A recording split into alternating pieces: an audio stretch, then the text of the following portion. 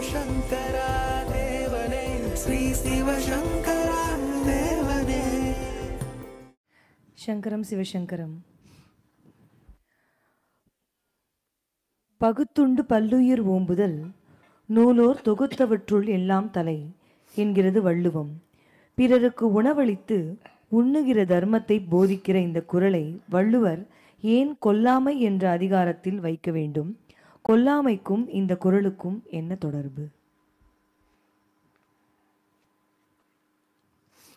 நார்மலாக ஜனங்க எதுக்காக சாப்பிட்றாங்க? why they are so fascinated about this non-vegetarian stuff and all, இல்லையா? சாப்பிட்றாங்க. ஊன் தின்று ஊன் வளர்த்தல்னுவாங்க. ஊன்னா மாம்சம், அதை சாப்பிட்டு இந்த மாம்சத்தை வளர்க்குறதுக்காக செய்கிறோம் அப்படின்னு அர்த்தம். அப்போது திருவள்ளுவர் நிறைய இதை பற்றி பேசியிருக்கார். அவிஸ்வரிந்து 1000 வேட்டலினும் ஆங்கு ஓர் உயிர் கொல்லாமை நன்றுங்கிறார். நெய் விட்டு 1000 யாகம் பண்ணுறதை விட ஒரு உயிரை கொலை பண்ணாமல் இருந்தால் அது பெரிய யாகம் அப்படிங்கிறாரு. கொல்லான் புலானை மறுத்தானே உலகு எல்லாம் கைகூப்பி தொழுங்கிறார். யார் சைவமாக இருக்கானோ ஆனால் உலகத்தில் இருக்கிற எல்லா ஜீவராசிகளும் கூட கை எடுத்து கும்பிடும் அப்படின்னு சொல்லியிருக்காரு. அதனால் Thiruvalluvar though he was not a Brahmin, அவர் முரசறையிற குடும்பத்தில் வந்தவர் தான்.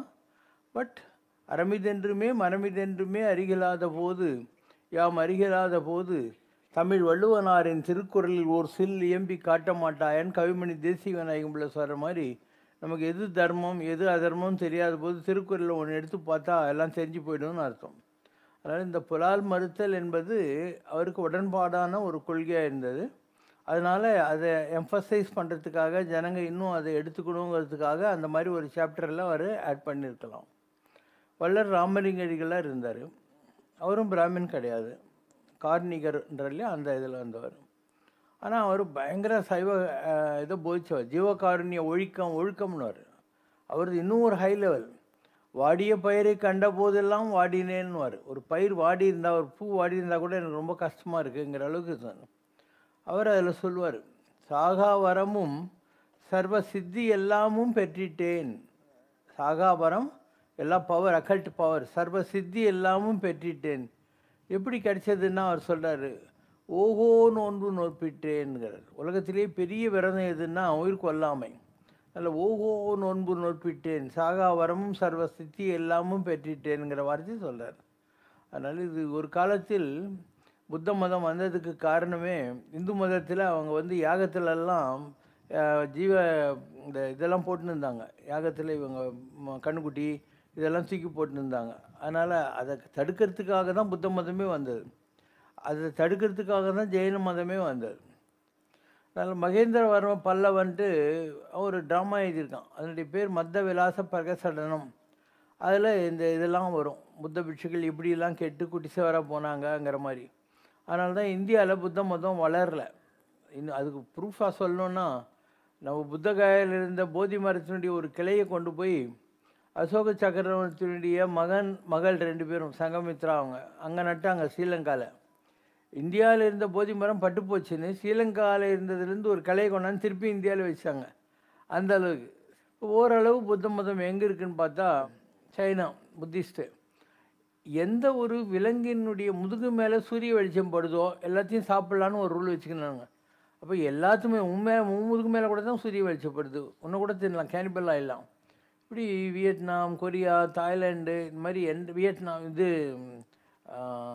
என்னது இன்னொரு சைனீஸ் கண்ட்ரோல் இருக்குது. எல்லா இடத்துலையுமே இன்றைக்கி நான்வெஜ் இருக்குது, ஆனால் புத்த மதமும் இருக்கும். அதனால் இது எதுவுமே விளங்காத ஒரு காலகட்டத்தில் இருக்கும். திருவள்ளத்தில் ஒரு மகான் இருந்தார், சிவானந்த மோனகுரு சுவாமிகள்னு. அவர் பிறப்பால் வண்ணான், ஆனால் அவருக்குள்ளே இருந்த ஸ்பிரிட் ஜனக மகரிஷி. அதனால் திருவள்ளங்கோயிலில் இருக்கக்கூடிய அந்த ஜனகருடைய செருப்பு இருக்குது, அந்த இடத்துல ஜனகருடைய கமண்டலம் இருக்குது. அந்த கோயிலை அவர் தான் எடுத்து கட்டினார். அவ்வளோ உத்தமமான மகான். அவர் கையால் வில்வம் திருநூறு கொடுத்தா எந்த வியாதி வேணாலும் சுமாராகிடும், அவ்வளோ பவர்ஃபுல்லாக இருந்தார் அவர். காமராஜ நாடார் சைனா யுத்தம் வந்தபோது ஹெல்ப் கேட்கலாம், சாமியார் டிவோட்டிஸ் எல்லாம் கொடுப்பாங்கன்னு போகிறாரு. ஒரு ஆள் தலையில் சும்மாடு வச்சுன்னு சுண்ணாம்பெல்லாம் எடுத்துன்னுங்கிறார். அவர்கிட்ட போய் சாமி எங்கே இருப்பாருங்கிறாரு. ஏன் நான் தான் சொல்லுன்னாராம். இப்படி ஒரு மகானை பார்க்குறதே கஷ்டமாக இருக்குது, நீங்கள் எனக்கு ₹1 கூட கொடுக்க வேணான்னாரான் காமராஜ் நாடார். அந்த அளவுக்கு உத்தமமான மனிதர். எல்லாருக்கும் நல்லதெல்லாம் பண்ணிட்டு இருந்தார். ஏன்னா பவர்ஃபுல் பர்சன். லாஸ்ட் டேஸில் அவர் சொன்னார், யாருக்காவது நான் வியாதியை சுமார் பண்ணணுன்னா ஒரு சடாட்சர கோலம் போடுவேன், அது மேலே ஒரு மணப்பலகையில் உட்காரணும், இனிமேல் நான் வந்து கவுச்சு சாப்பிட மாட்டேன் அப்படின்னு சொல்லி சத்தியம் பண்ணி கொடுக்கணும், நான் கையில் ஒரு கருப்பு கயிறு கட்டுவேன், அப்போ தான் உங்கள் வியாதியெல்லாம் சுமார் பண்ணுவேன்னு சொன்னாரா. உடனே அவர்கிட்ட யாருமே போகிறத விட்டானுங்க. இவனுக்கு இந்த டேஸ்ட் பட்டில் இருக்கிற கிக்கு உடம்பு நல்லா ஆகிறனா கூட பரவாயில்ல அங்கிற அளவுக்கு ஒரு மைண்ட் செட்டில் தான் இந்த சமுதாயம் இருக்குது. அதனால் இது ஜனங்கள்லாம் இன்றைக்கி ஒரு ஹையர் வேல்யூஸை விட்டுட்டு எங்கேயோ போயிட்டாங்க. இது எதுவுமே இவங்களுக்கு ஒரு நான்வெஜ் ஷாப்பில் போய் அந்த கசாப் பண்ணுறான் இல்லையா, அந்த கோழியோ இல்லை அந்த ஆட்டையோ மாட்டையோ எதையோ ஒன்று வெட்டுறான் பாரு, அதை பார்க்கணும் ஒரு நாளைக்கு. அப்போ இனிமேல் அவன் மனசில் வருது. இவன் வந்து அது பட்டை மசாலா போட்டுன்னு சாப்பிட்ற ருசியை பார்க்குறான்னு தவிர அந்த மாடு பட்ட கஷ்டம் கோழி பட்ட கஷ்டத்தை இவன் பார்க்கறது இல்லை. அதனால தான் இவன் இன்னும் அதை விடாமல் பிடிச்சின்னு உட்காந்துன்னு இருக்கான். அதனால சைவ கட்டுப்பாடு ரொம்ப நல்ல விஷயம். ஆனால் மகான்கள் சொல்லி கூட இந்த ஜனங்க அதிலிருந்து வெளியே வரல. சரி, நம்ம ஊரில் இவங்க பட்டை மசாலா குருமாலாம் போட்டுட்டு விதவிதமாக சமைச்சு சாப்பிட்றானுங்க. இதே நீ அமெரிக்காவில் போய் சாப்பிடணும் இல்லை யூரோப்பியன் கண்ட்ரியில் போய் சாப்பிடணுன்னா அவன் ஃப்ரிட்ஜிலேருந்து டீப் ஃப்ரீஸிலேருந்து பச்சை மாம்சத்தை எடுத்து அது மேலே பெப்பர் சால்ட் போட்டு கொடுப்பான். ஐஸ் கோல்டு பெப்பர் சால்ட் தான் போட்டு கொடுப்பான். உங்கள் ஊர் மட்டன் குருமா வேக வைக்கிறது பட்டை லவங்கம் அதெல்லாம் கிடையாது அதில். அதனால் நம்ம ஊரில் இருக்கிற நான்வெஜிடேரியனு அங்கே போய் நான்வெஜ் சாப்பிட ஆரம்பிச்சான்னா விட்டுட்டு வேறு எங்கேயாவது கிடைக்காத, இந்த ரெஸ்டாரண்ட் மெக்சிகன் ரெஸ்டாரண்ட் கிடைக்காதான்னு சொல்லிட்டு அழிஞ்சிக்கின்னு இருப்பான். ஸோ இது எல்லாமே இந்த டேஸ்ட்டுக்காக நடக்கிற விஷயங்களே தவிர அதனால் ஒரு பெரிய ஆரோக்கியமெல்லாம் கிடையாது. நிறைய பேர் சொல்லுவாங்க சாப்பிட்டா ரொம்ப ஹெல்த்தியாக இருப்பாங்கன்ட்டு. யானை வந்து ஃபுல் வெஜிடேரியன். யானையை விடவா இந்த சாப்பிட்ற விலங்குகளும் இதெல்லாம் வந்து ரொம்ப ஸ்ட்ராங்காக இருக்குது. இது ஒரு மென்டல் மித்து. இந்த பெரியவங்களும் சரி சின்னவங்களும் சரி இதை புரிஞ்சிக்காமல் இப்படியெல்லாம் பண்ணிட்டாங்க. அதுக்கு ரீசன் என்ன சொல்கிறாங்கன்னா, உலகத்தில் நிறைய பாப்புலேஷன் ஆகிடும், இதெல்லாம் சாப்பிடாம விட்டால் பாப்புலேஷன் ஆகிடும் அப்படிங்கிற மாதிரி இன்னொரு வியாக்கியானத்தை வச்சுன்னு இருக்காங்க. நமக்கு என்ன போச்சு, உனக்கு சாப்பிடணுன்னா சாப்பிடு, உனக்கு சாப்பிடக்கூடாதுன்னா சாப்பிடாத. ஆனால் என்ன கேட்டால் அது பாவம். அடுத்த கேள்விக்குவா, தப்பு தானே. ஆனால் ஐ ஒன்ட் ஸ்டாப் யூ. பூஜ்யத்துக்குள்ளே ஒரு ராஜ்யத்தை ஆண்டு கொண்டு புரியாமலே இருப்பான் ஒருவன், அவனை புரிந்து கொண்டால் அவன்தான் இறைவன் என்கிறார் கவியரசர் கண்ணதாசன். பூஜ்யத்துக்குள்ளும் பூரணத்துவமாக இருக்கின்ற இறைவன் மனிதனுக்குள்ளும் தானே இருக்கிறான். தான் வசிக்கும் மனிதனை பூரணத்துவம் ஆக்காமல் இறைவன் ஏன் அவனை கடைசி வரை பூஜ்யமாகவே வைத்திருக்கிறான் என்பதனை தெளிவுபடுத்துமான். பூஜ்யம் என்பது மாயை. எதுவும் இல்லைன்னு வச்சுக்கோயேன், அது பூஜ்யம், அவ்வளோதான். பூஜ்யம் என்பது மாயை. ஒரு ஈக்குவேஷன் இருக்குது மேத்தமெட்டிக்ஸில். இப்போ 18 கீழே 2 = 9, 18 டிவைடட் பை 2 = 9.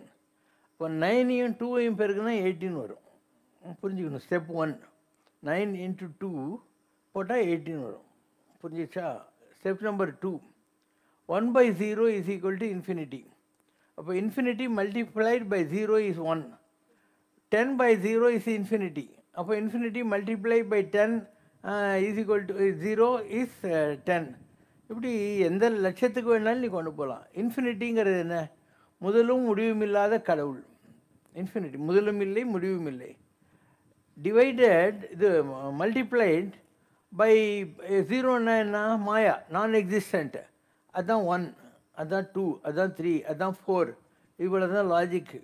அதனால் முதலும் முடிவுமற்ற கடவுள் மாயையினால் வகுக்கப்படுகிற போது இத்தனை ஜீவராசிகளாகவும் மாறி நம் கண்ணுக்கு தோற்றம் அளிக்கிறது. அவ்வளோதான். It's delusion, it's not real.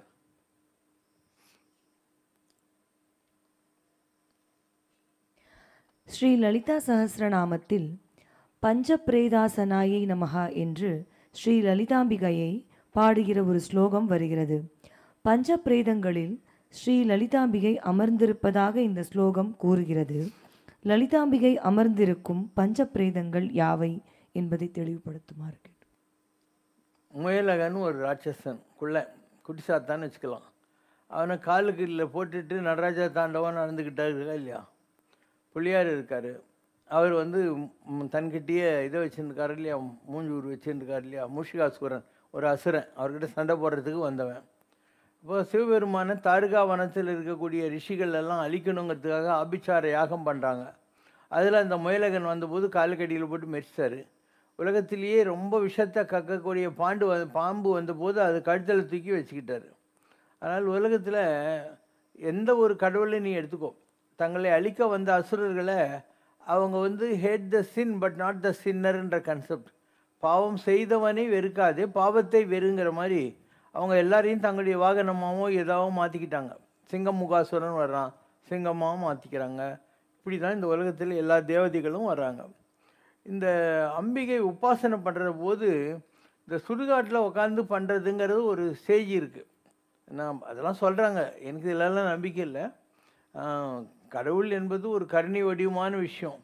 இதுக்காக வந்து சுடுகாட்டில் போய் உட்காந்துக்கிறது, சவத்தில் இது பண்ணுறது, இதெல்லாம் வந்து நான் பண்ணதே இல்லை. நான் பவர்ஃபுல்லாக தானே இருக்கேன், எனக்கு என்ன கேடு. அதனால் அந்த காலத்தில் இருந்த பல வகையான அப்ரோச் இருந்தது, கடவுளை அடைவதற்கான வழிமுறைகள் இருந்தது. அதில் சிலதெல்லாம் இருந்தது. வாமாச்சாரம், காமாச்சாரம்னு வாங்க. அஸ்ஸாமில் இருக்கிறவங்கெல்லாம் என்ன பண்ணுவாங்கன்னா, அங்கே அந்த பலியெல்லாம் கொடுப்பாங்க இல்லையா, அந்த மாதிரி ஒரு கல்ட்டை அவங்க வச்சுருந்தாங்க. நம்ம ஊரில் கூட இந்த பழக்கம் இருந்தது.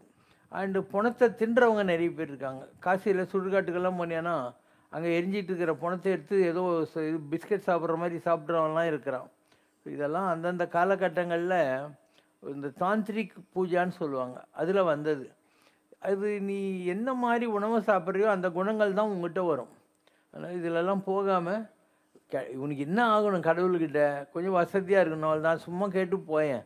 அதை விட்டுப்புட்டு இது இப்படி ஒரு பூஜை அப்படி ஒரு பூஜை எல்லாம் கேட்டு இதில் உனக்கு துர்புத்தி தான் வந்து மற்றவங்களுக்கு கெட்டது பண்ணலான்ற மாதிரி தான் மைண்டு போகுமே தவிர இது உருப்படுறதுக்கான வழிமுறைகளாக இருந்தது இல்லை. ராமகிருஷ்ணர் பண்ணியிருக்காரு, இந்த காளி உபாசனை பண்ணியிருக்காரு.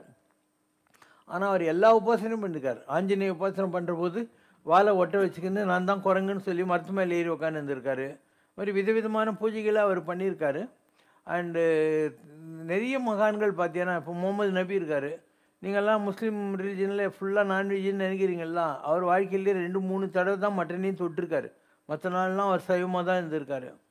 இப்படி பிற்காலத்தில் இந்தியாவில் வந்த புத்த மதத்தை சேர்ந்தவங்கள்லாம் வந்து நல்லாவே எல்லாம் சாப்பிட ஆரம்பித்தாங்கன்னு சொன்னேன் இல்லையா, அந்த மாதிரி. ஸோ இப்போ புத்தர் இருக்காருன்னா அவர் நேபாளத்தில் அந்த வம்சத்தில் வந்தவர். அவர் வந்து பிராமின் கிடையாது. அதனால் அவங்களுக்கு நான்வெஜ் இருந்திருக்கலாம். சித்தார்த்தனாக இருந்தபோது அவர் நான்வெஜ் சாப்பிட்டுன்னா 1/2 மணி நேரம் வளர்ந்துருக்கலாம்.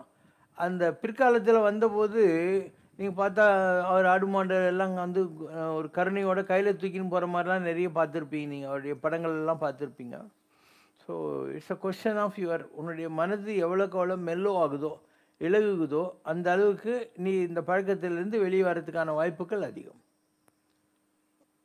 நம்ம மனசு தான் காரணம். ஒரு உயிர் நம்ம எதிரில் கஷ்டப்படுறதை பார்க்குற போது அது ஏதோ ஒரு வகையில் நமக்கு பாதிக்கணும்.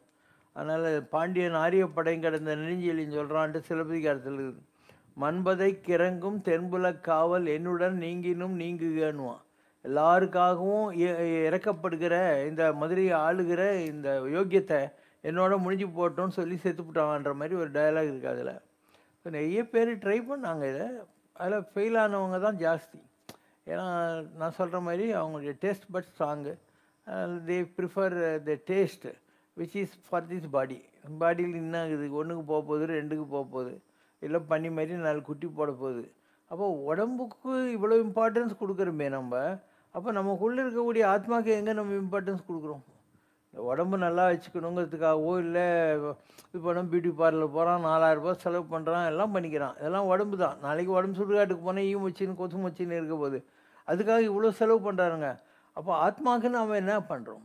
அதனால் நம்முடைய சமய இலக்கியங்களில் வருது, நான் பண்ணிக்கிட்டு இருக்கிற பூஜை எல்லாமே பொதிசோறு கண்டாய் அப்படிங்கிறார். நான் வந்து கடவுளே உங்கள்கிட்ட வர்றதுக்காக கட்டு சாதம் ரெடி பண்ணிட்டேன். அந்த கட்டு சாதம் என்னென்னா, நான் பண்ணின்னுக்கிற பூஜை புனஸ்காரம் யாகம் ஹோமம் இதெல்லாம் தான் கட்டு சாதம் அப்படின்னு அர்த்தம். பொதிசோறு கண்டாய்ங்கிற வார்த்தையை பண்ணுவார். இன்னொரு இடத்துல சொல்லுவாங்க, உண்ணும் உணவு பருகு நீ தின்னும் வெற்றிலைன்றார். சாப்பிட்ற சாப்பாடு, போடுற பீடா, குடிக்கிற தண்ணி எல்லாமே பகவானுக்குன்னு அர்ப்பணம் பண்ணி வாழ்கிற ஒரு வாழ்க்கையை வாழ்கிறதுன்னு இருக்குது. Question from Srinidhi Kamal, Malaysia. We have been told that Lord Shiva is volatile and Krishna is more composed. Humans need to strive to be volatile or composed. Depends. அதாவது நம்ம இளிச்சவாயினா ஆகிடக்கூடாது. ராமகிருஷ்ணன் ஒரு அழகான கதை சொல்கிறாரு. என்னென்னா, ஒரு பாம்பு எல்லாருக்கும் தொந்தரவு கொடுத்துன்னு இருந்ததுதான். இவர் அந்த பாம்புக்கு போய் உபதேசம் கொடுத்து, இனிமேல் நான் யாரையும் வந்து கடிக்கக்கூடாதுன்னு சொல்லிட்டு போயிட்டார். அவர் போயிட்டு திருப்பியும் ஒரு வாரம் கழித்து வந்தால், அந்த பாம்பு கடிக்காதுன்னு தெரிஞ்சோடனே எல்லோரும் கல் கட்டெல்லாம் வச்சு அதை அடித்து அது அப்படியே பிதுங்கி சாகிற கண்டிஷனில் இருக்குது. இவர் வந்து, பாம்பே என்ன இப்படி இருக்கேன்ட்டு, நீ தானே யாரையும் கடிக்க வேணான்னு. அப்போது ராமகிருஷ்ணர் சிச்சின்னு சொன்னாராம், நான் கடிக்க வேணான்னு சொன்னேன் தவிர சீர வேணான்னு சொன்னான்ட்டு. கடிக்க வேணாம் அப்படின்னு தான் சொன்னேனே தவிர சீர வேணான்னு சொல்லலை. நீ புஷ்ஷுன்னு சொல்லியிருந்தானா அவெல்லாம் பயந்துன்னு ஓடி இருப்பானே இல்லையா அப்படிங்கிற மாதிரி. இந்த உலகத்தில் நம்முடைய அறிவு இருக்குது. அந்த அறிவை வச்சுக்கிட்டு நாம் வாழ கற்றுக்கணும். அண்ட் நாமளாக வந்து மற்றவங்க நம்மளை பரிகசிப்பதற்கோ நம்மளை பரிதாபத்துக்குரிய சூழல்களுக்கு கொண்டு போகிறதுக்கும் கோஆப்ரேட் பண்ணிடக்கூடாது. ஒவ்வொன்றுத்துக்கும் ரூல்ஸ் இருக்குது. You cannot follow that rule. இப்போ எல்லாத்துக்குள்ளேயும் கடவுள் இருக்குது அப்படிங்கிறது ஒரு நம்பிக்கை. இப்போ எவனோ ஒருத்தன் புலி வந்துக்கினே இந்த போது இதில் கடவுள் இருக்குதுன்னு சொல்லிட்டு நின்று இருந்தாலும் புலி அடிச்சிச்சான். அப்போ கொஞ்சம் முன்னால் ஒருத்தன் சொன்னான்னா, புலி ஒருத்தரா மரத்து மேலே ஏறி உட்காந்துக்குவான்ட்டு. இவன் அடித்த உடனே சொன்னானா, எங்கள் குரு வந்து எல்லாத்துலேயும் கடவுள் இருக்குதுன்னு சொன்னான். அவன் சொன்னான், அப்போ இன்னொரு மனுஷ ஓடி வச்சு கடவுள் வந்து மரத்து மேலே ஏறி உட்காந்து சொன்னார், அதை நீ ஏன் ஃபாலோ பண்ணல சொன்னான். அதனால் அவன் அறிவை யூஸ் பண்ணணும். அதுக்காக தான் அறிவு அற்றம் காக்கும் கருவி, செருவருக்கும் சென்று அழிக்கலாகாது அரணுங்கிறார். அறிவு என்பது உங்கள்கிட்ட எதுக்காக இருக்குன்னா, உன்னை காப்பாற்றுறதுக்காக இருக்குது. செருவர்கள்லாம் உன்னுடைய விரோதிகள். அவங்களால கூட அதை உங்கள்கிட்ட பிடுங்கிக்க முடியாது. நீ கன்று வச்சுருந்தா காலில் வச்சுடுவான், கத்தி வச்சுருந்தா பிடுங்கிக்குவான். அறிவு உங்கள்கிட்ட எப்படி பிடுங்க முடியும்? அதனால் அற்றம் காக்கும் கருவி, உன்னை எல்லா விதத்துலேயும் எல்லா சூழல்களையும் காப்பாற்றும். செருவருக்கும் சென்றழிக்கல் ஆகாது. எதிரிகள் கூட அதை ஒன்றும் உங்கள்கிட்ட பிடிக்கவே முடியாது. அது அரண்னா அது உனக்கு பாதுகாப்பாக இருந்து காப்பாற்றும் அப்படின்னு அர்த்தம். இப்போ நம்ம தான் இதெல்லாம் யூஸ் பண்ணணும். அறிவுக்கு பல வேலை இருக்குது. அறிவினால் ஆவதுண்டோ பிறர் நோய் தன்னோய் போல் நோக்கா கடைங்கிறார். மற்றவன் கஷ்டப்படுற போது அதை புரிஞ்சுக்கிட்டு அவனுக்கு ஹெல்ப் பண்ண முடியலன்னா அறிவு வச்சுக்கிட்டு நீ என்ன பண்ண போகிற அப்படின்னு ஒரு குரல் இருக்குது. ஸோ ஒவ்வொரு எப்பொருள் யார் யார் வாகியேற்றும் அப்பொருள் மெய்ப்பொருள் காண்பது அறிவு, எப்பொருள் எத்தன்மை தாயினும் அப்பொருள் மெய்ப்பொருள் காண்ப அறிவு, சென்ற இடத்தில் செல்லவிடாது நன்றின்பால் உயிப்பது அறிவு. மனம் போன போக்கில் போகாமல் அதை ஈர்த்துட்டு வந்து நல்ல வழியில் வைக்கணும் இல்லையா? அதுக்காக தான் அறிவு கடவுள் உங்கள்கிட்ட கொடுத்துருக்காரு அப்படின்னு அர்த்தம். ஸோ அறிவுக்கு 1000 வேலை இருக்குது. நீ அதை யூஸ் பண்ணணும். ஒரு குரலை பார்த்துவிட்டு அதே யூனிவர்சல் அப்ரோச்சாக எடுத்துக்க முடியாது. He has given different guidelines at different situations. You have to use your practical intelligence to live peacefully on this earth. சுவாமி விவேகானந்தருக்கு சில நொடிகளே கடவுளை பார்க்கிற அனுபவத்தை தந்த ராமகிருஷ்ண பரமஹம்சர் அந்த அருளை ஏன் உடனே திரும்பப் பெற வேண்டும்? சுவாமி விவேகானந்தர் அவருக்கு தகுதியும் பக்குவமும் இருந்தும் அதன் பிறகு கடவுளை பார்க்க வேண்டும் என்ற ஆர்வத்தை எந்த சூழ்நிலையிலும் பிரதிபலித்ததாக தெரியவில்லையே. அதற்கான காரணத்தையும் தெளிவுபடுத்தும். 2 காரணம். ஒன்று, அவரால் சில வேலைகள் விவேகானந்தரால் வச்சு ராமகிருஷ்ணர் செய்ய வேண்டியிருந்தது. ராமகிருஷ்ணர் ரொம்ப பவர்ஃபுல்லானவர். அவருக்கு த்ரோட்டில் கேன்சர் வந்தபோது காளிக்கிட்ட எல்லோரும் ரிக்வெஸ்ட் பண்ண சொல்கிறாங்க, டிவோட்டிஸ் எல்லாம். அவர் போய் ரிக்வெஸ்ட் பண்ணால் காளி சொல்கிறா, நீ ரொம்ப அப்பாவியாக இருக்க, உங்கள்கிட்ட இவ்வளோ குறையாத அருள் இருக்குது, இந்த ஜனங்கள்லாம் ஃப்ராடுங்க, அவனை ஏமாற்றி பிடிங்குவாங்க, அதனால் நீ மாட்டாக இருக்கிற விவேகானந்தங்கிட்ட இந்த வேலையை கொடுத்து எங்கிட்ட வந்து ரெஸ்ட் எடுத்துக்கோன்னு சொல்லிட்டா அப்படின்னு. இது அவருடைய வாழ்க்கையில் இருக்குது. இவர் விவேகானந்தருக்கு அந்த வேலையை கொடுத்தாரு. கொடுத்து ஒன்றும் சந்தோஷப்படல. அவர் ஒரு நிறைய தடவை அவர் நொந்து நூடுல்ஸ் இவ்வளோ கஷ்டப்பட்டு சேர்த்த போரெல்லாம் ஒன்று கொடுத்துட்டுனாடா அப்படின்னு சொல்லி அவரே பேசி புலம்பியிருக்கார் ராமகிருஷ்ணர் கூட. So it was not is wish, is Kallis wish. சரி, விவேகானந்தருக்கு என்ன ப்ராப்ளம்னா, அவருக்கு கிரானிக் ஆஸ்தமா. பொதுவாக யாருக்காவது ஆஸ்தமா இருந்தாக்கா அவங்க வந்து ஜாதகத்தில் காலசர்ப தோஷம் இருக்குதுன்னு அர்த்தம். ராகு கேது இந்த ரெண்டுத்துக்கு நடுவில் எல்லா பிளானட்டும் மாட்டின்னு இருந்தால் அவங்களுக்கு டாய்லெட்டு ஒன்றுக்கு இது வராது. ஏன்னா ராகு கேது அடைச்சிடும் அதை. ஸோ தியானத்து பண்ணுறதுக்கோ எல்லாத்துக்குமே மூச்சு நல்லா இருக்கணும் இல்லையா, ப்ரீத்திங் நல்லா இருக்கணும். ஸோ அவருக்கு ப்ரீத்திங் கிடையாது. அதனால் ராமகிருஷ்ணருக்கு ஒரு வேலை தெரிஞ்சிருந்திருக்கும், இவன் வந்து அதை சரியாக பண்ண மாட்டான்னு. அதனால் இப்போ நான் அவனுக்கு அந்த தரிசனத்தை கொடுத்துட்டேன், இன்னும் நீ சாகிறதுக்கு 3 நாளைக்கு முன்னே தான் அது உனக்கு கிடைக்கும் அப்படின்னாரு. ஸோ வாழ்நாள் பூரா அவர் எப்பயும் இருமிக்கின்னு ஆஸ்துமாவில் கஷ்டப்பட்டுன்னு தான் இருந்தார். கல்கட்டாவுடைய கிளைமேட்டை அவர் ஒத்துக்காமல் அல்மோராவில் போய் அங்கே தங்கின்னு இருந்தார். அல்மோராவில் ஒரு ராமகிருஷ்ண மடங்குது, அங்கே தங்கின்னு இருந்தாருன்றது தான் உண்மையும் கூட. சாகிறதுக்கு 3 நாளைக்கு முன்னால் தான் அவருக்கு அந்த கிரேஸ் திரும்பவும் கடவுள் கிடச்சிது. Otherwise he died very early and all through his life. And he was smoking also. He was a non-vegetarian also. கேட்டாங்க, ஏன்னா அவங்க சிஷ்யன் எப்போ பாரு நான்வெஜ் சாப்பிட்டுக்கிறான்னாங்க. அப்போ ராமகிருஷ்ணன் சொன்னார், அவன் வாய்க்குள்ளே என்ன போகுதுன்னு நீ ஏன்டா பார்க்குறேன், அவன் வாயிலேருந்து என்ன வருது பாருன்னாரான். அவன் சொல்கிற விஷயத்துக்கு கேளு, அவன் வாய்க்குள்ளே என்ன போகுதுன்னு நீ ஏன் பார்த்து டைம் வேஸ்ட் பண்ணின்னுக்கிறேன்னாரு. அதே மாதிரி ஸ்மோக் பண்ணினே இருந்தார் ஆல் த்ரூ இஸ் லைஃப். அவர் ஆன்மீகத்தில் நான் கூட ஸ்மோக் பண்ணியிருக்கேன் ஒரு காலத்தில். பிப்ரவரி மாதம் 4ஆம் தேதி 1984 ஞாபகம் வச்சுக்கோ, ஆஞ்சநேயர் எனக்கு தரிசனம் கொடுத்தாரு. நான் நாக்கில் நிற்க போகிறேன்டா, இந்த லாகிரி வசெல்லாம் விட்டுடு அப்படின்னாரு. அப்போ நான் 4 ஃபில்டர் வில்ஸோ கோல்ட் ஃப்ளேட் ஃபில்டர் கிளிங்கும் வந்தேன், தூக்கி போட்டவன் தான். அதுலேருந்து இன்றைக்கி வரைக்கும் நான் ஸ்மோக் பண்ணுறதே இல்லை. அப்போ ஆன்மீகத்தில் நீ உயர்ந்த நிலைக்கு போகிற போது உன்னை யார் கைட் பண்ணுறாங்களோ அவங்க சொல்லுவாங்க, இதெல்லாம் நோஸு, இதெல்லாம் டோன்ட்ஸு, ஏதாவது சொல்லிடுவாங்க அவங்க. மனிதர்களுக்கு 2 விதமான பகை உணர்ச்சிகள் இருக்கின்றன. அவை புறப்பகை மற்றும் அகப்பகை என்று தாங்கள் அருளுரை ஒன்றில் தெரிவித்திருக்கிறீர்கள். அழுக்காறு, அவா, வெகுளி, இன்னாச்சொல் இவை 4ம் தான் ஒரு மனிதனுக்கு அகப்பகை என்று சொன்னால், இவைதானே அவனுக்கு புறப்பகையை உருவாக்குகிற அடிப்படை காரணிகள். இந்த அகப்பகையை ஒரு மனிதன் விரட்ட வேண்டுமென்றால் ஒரு சாதாரண மனிதன் என்ன செய்ய வேண்டும்? பாம்பன் சுவாமிகள் எழுதிய பகை கடிதல் போன்ற மந்திரங்களை உச்சாடனம் செய்யலாமா? பாட்டு படிக்கிறது, இதில் புக்கு படிக்கிறதுலலாம் ஒன்றும் மாறாது. சிம்பிள். அழுக்காருன்னா என்ன, பொறாமை. அப்போ போதுமென்ற மனமே பொன் செய்யும் மருந்து. ஸோ எது இருக்கோ அதை வச்சு சந்தோஷப்படு. நம்மக்கிட்ட சைக்கிள் இருக்குதுன்னாக்கா ஸ்கூட்டருக்கு ஆசைப்படாது, ஸ்கூட்டர் இருக்குதுன்னா காருக்கு ஆசைப்படாது, அம்பாசிடர் கார் இருக்குதுன்னா பென்ஸுக்கு ஆசைப்படாது. ஸோ நீயும் அதை எக்ஸ்பேண்ட் பண்ணிக்கிட்டே போகிற. ஸோ ஏதோ பொண்டாட்டி பிள்ளை குட்டிங்களோட இருக்கிறதுக்கு ஒரு 700 ஸ்கொயர் ஃபீட்லேருந்து 1000 ஸ்கொயர் ஃபீட்டு வாடகை வீடோ ஃப்ளாட்டோ இருக்கா, சந்தோஷப்படு. அதை விட்டு புலியை பார்த்து பூனை சூப்பிடிச்சு பெரிய வீட்டுக்கு ஆசைப்படாது. உனக்கு விரலுக்கு தகுந்த வீக்கம்ன்ற மாதிரி உனக்கு என்ன பட்ஜெட்டோ அதுக்கேற்ற மாதிரி வாழ கற்றுக்கும். ஓகே, அழுக்காருன்றது நம்மக்கிட்ட இல்லாத மற்றவங்ககிட்ட இருக்கிறத பார்த்து வர்ற பொறாமை, அதனால் வர்றது தான் ஆசை, அவா. அந்த ஆவை நிறைவேறாத போது வர்றது கோவம், வெகுளி.